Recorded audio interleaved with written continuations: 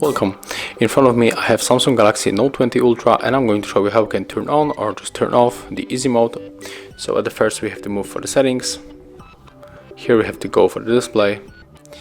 Let's scroll down, and here we have to move for easy mode. So click on the switcher, and right now easy mode is turned on. So let's check how it looks. So as you can see, the icons are much bigger. There's some kind of this screen zoom, I think.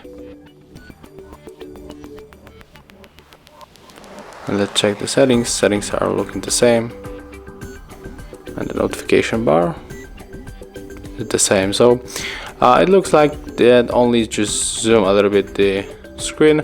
Oh, here's the change from the contact, so there's the much easier to reach them. We don't have to click on the icon, they are straight on our screen.